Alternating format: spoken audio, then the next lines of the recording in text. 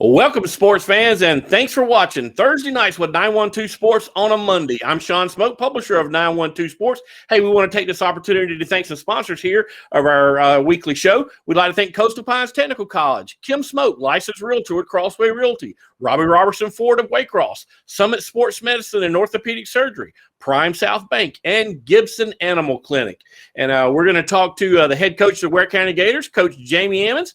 We'll see if we can get him here in the stream here with us. And there he is. Coach Ammons, how you doing today, buddy?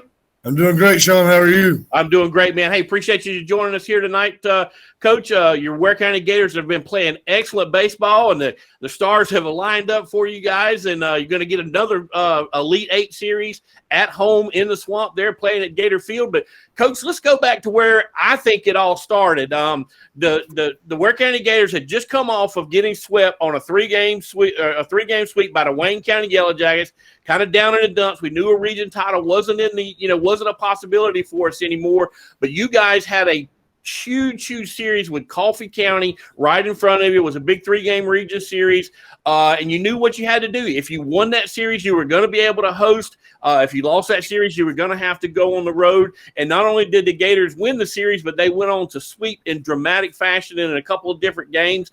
I think that's where the Gators really took off.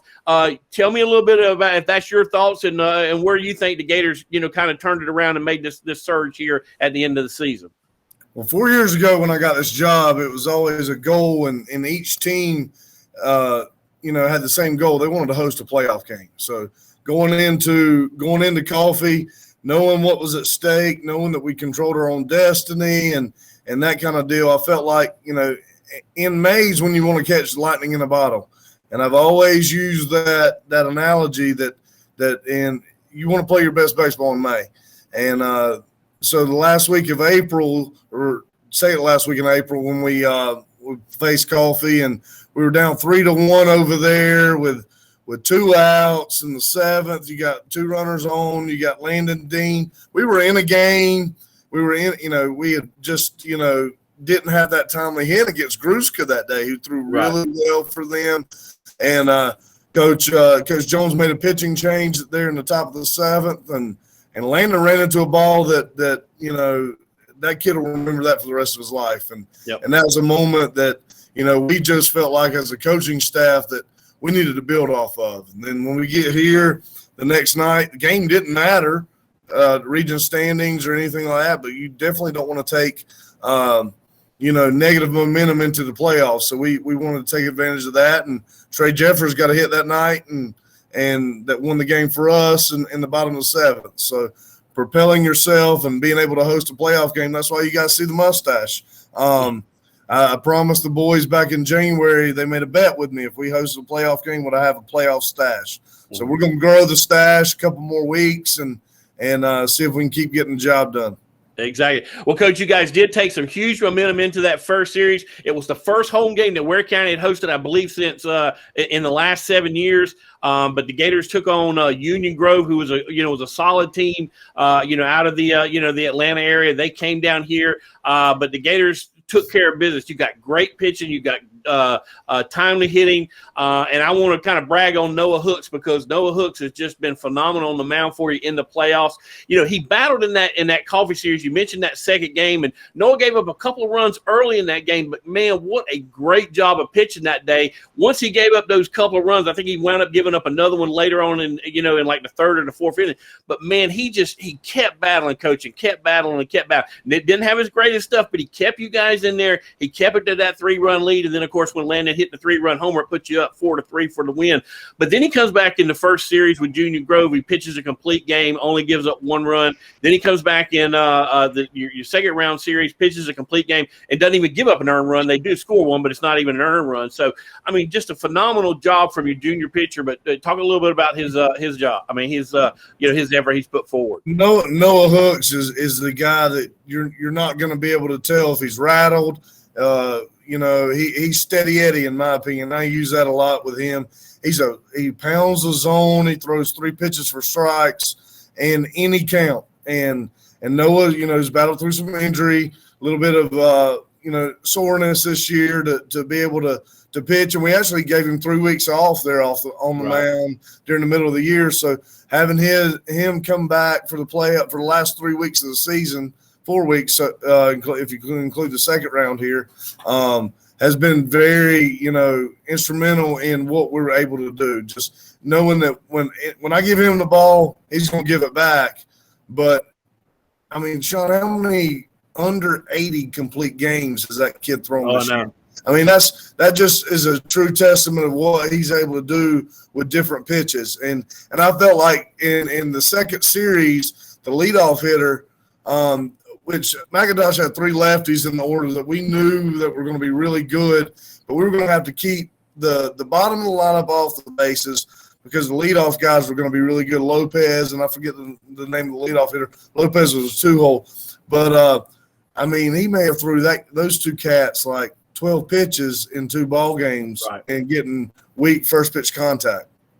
Yeah, and that's one of the things Noah's not afraid to do. He will throw to contact. He lets his defense help him. He's not going to throw the ball, 90 miles an hour past you or anything like that. He just knows how to pitch. And speaking of that, you got another great outing from Caden Henderson.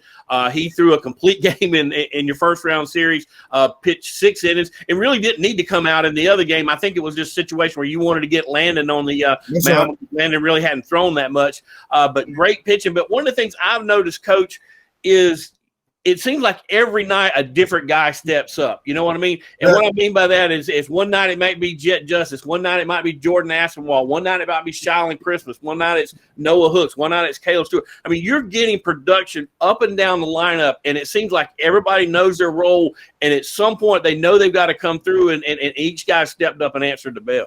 We're dressing 18 players right now, and those guys that are in the dugout have done a great job, whether it's like you're saying, it's somebody different every night. And somebody's going to answer the call when their number's called and take advantage of the moment. And these kids are having fun, and that's what it's all about. And they're working hard. And this is a product of their hard work and their effort and their determination to reach their goals that they have for us as a program. And that's what's so much fun for me right now is there's not a lot of coaching at practice going on when I say, they're not installing any new bunt defenses or anything like that. What we do is what we do, and we are who we are. And these kids are going out and playing baseball the way they've been coached to play baseball. And our pitchers are executing pitches. Our hitters are hitting great pitching. Well, we haven't ran into a bad starting pitcher or bad arm all playoff series. And that goes into the last 2 weeks. When we drew numbers at the region meeting, and anytime you got Wayne, Coffee, playoffs, you're going to have you're going to be battle tested in 6 games that leads you in to propel you into a good mindset, good, place to be when you're playing playoff baseball. Because we're facing Atlanta schools right now, and South Georgia baseball is a little bit different down here in May and getting to do, with the weather and, Sean, you've been at the park. You see what these fans are doing. It's awesome for these kids to be able to live in this moment and experience this success. Exactly, Coach. And let's go back to the hitting. We talked a little bit about pitching. You guys had 3 home runs in the last series. Talk a little bit about what you attributed to the big long balls too. I know you guys have really been involved with with the weight program there at Ware County. But talk a little bit about that because the Gators have got some lumber to swing when they step to the plate. The difference right now is what Coach Jason Wicker's doing in the weight room, and right now I think 13 of our guys are virtual. And so we're lifting every morning at 8 a.m. before school starts, and Coach Wicker's volunteered to do that, and he's our strength and conditioning coach, and I 100% trust him and everything that he's doing in there because the kids are seeing it on the field. It's different when you square up a ball and it's going somewhere, and it's a byproduct of what they're doing, the work that they're doing. Because they don't have to. I can't make weightlifting mandatory in the mornings because they're virtual students. But when they're volunteering to get up every morning and come to work out, and Coach Wicker's giving his time, then we're going to take advantage of that. And these kids are seeing that success on the field. Exactly. Well, it's translating. It's shifting that way. Exactly, and that's just a testament that these kids are buying into to the program, Coach. Speaking of having fun, I mean, what great atmospheres we've experienced the last two playoff rounds, out there at Gator Field. I mean, the student section Monday night was just insane, crazy. You guys brought in extra bleachers; they were slam packed. I mean, there's lounge chairs everywhere. It's really.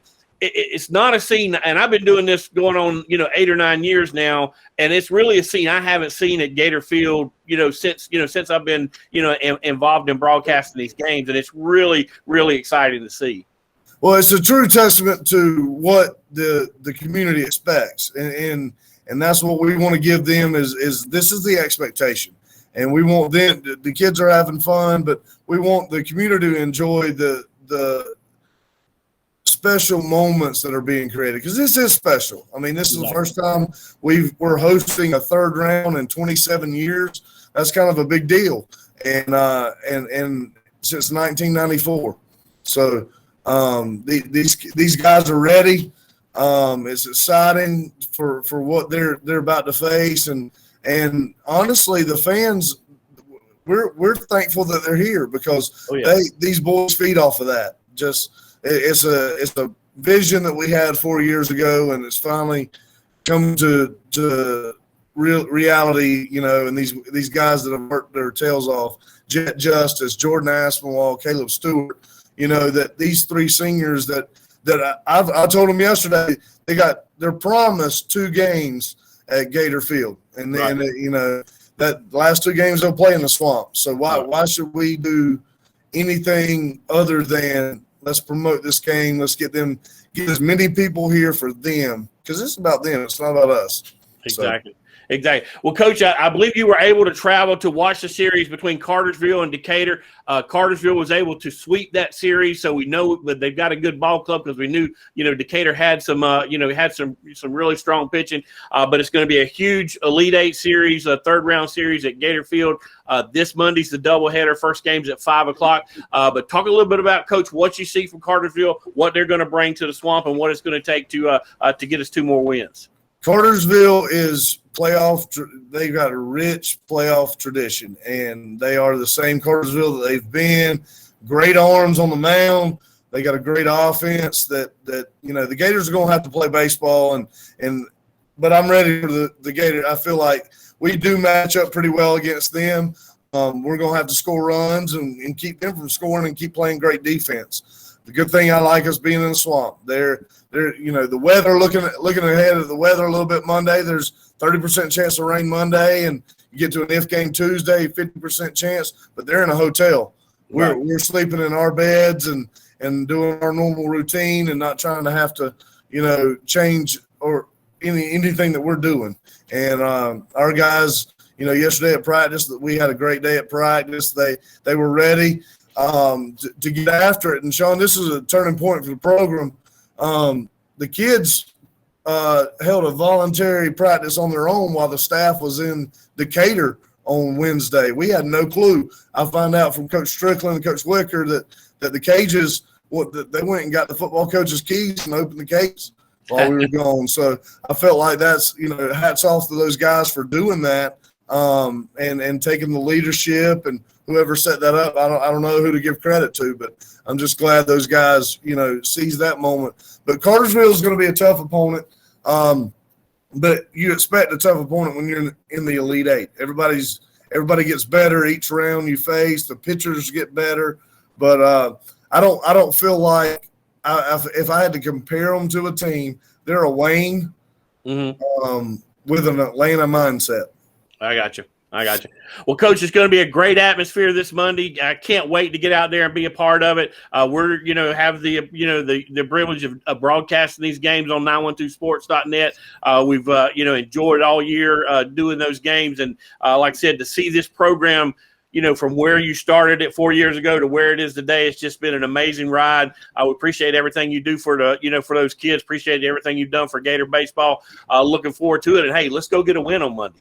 Absolutely, Sean. I appreciate everything you've done and getting these kids out there and getting them some publicity, and because these kids are working hard and they deserve everything that's going in their favor right now. And I just want to tell you thank you as well. All right, man. Well, I appreciate it, and like I said, let's go get a win Monday. Let's go get 2 wins Monday, and then we'll worry about the Final Four after that. We're going to play 1 pitch at a time, 1 at bat at a time, 1 out at a time, 1 inning at a time, and 1 game at a time, and it's going to be exciting here in the swamp. Come out to Gator Field and support these kids, and let's do something special. Exactly. And that game's Monday at 5 p.m. So come on out and be a part of history here. Coach pointed it out, first time we've hosted a third-round playoff game in 27 years. So that's quite impressive. But, Coach, you guys get better between now and then, and we'll see you on Monday at Gator Field.